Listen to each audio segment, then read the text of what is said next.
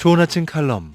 매주 화요일 이 시간은 한국 유나이티드 문화재단 강덕영 장로님의 종교인과 신앙인 칼럼으로 같이 합니다.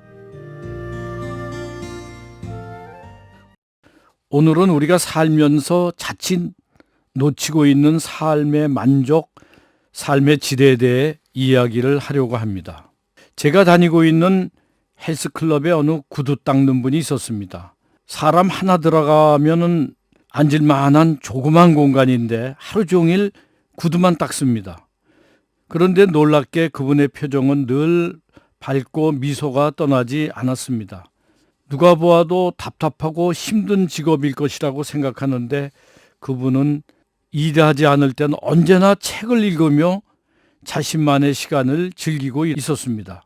그래서 그의 얼굴은 언제 보아도 편안해 보였습니다. 저와 가까운 어느 대학 총장의 이야기입니다.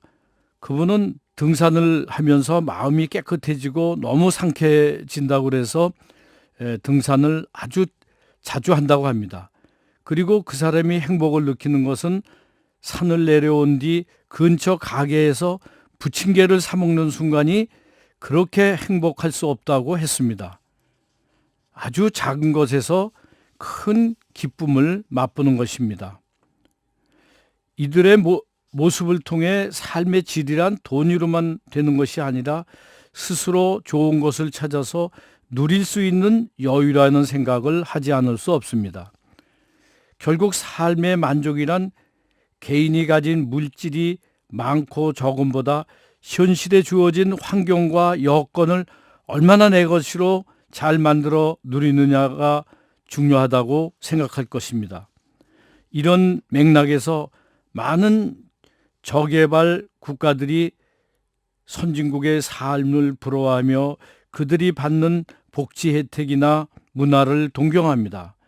그러나 그것이 결코 다가 아닌 것을 발견하게 됩니다.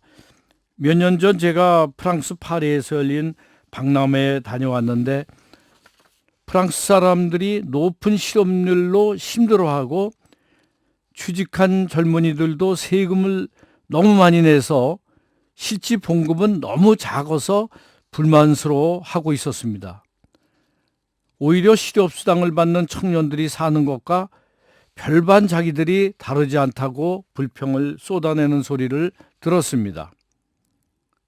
많은 사람이 동경하고 역사와 문화가 살아있다는 프랑스 파리에 사는 사람들도 반드시 행복하다고 할 수 없는 것입니다. 일본도 비슷한 형편이고 미국을 가보아도 마찬가지입니다. 제가 미국 공장에 있을 때 미국 공장 노동자들에게 준 연봉을 계산해 보면 그들의 생활도 한국 사람과 비교해서 넉넉지 못하는 것을 발견합니다. 그 봉급이 한국에 있는 생산자 노동자 봉급보다 오히려 적게 주었습니다.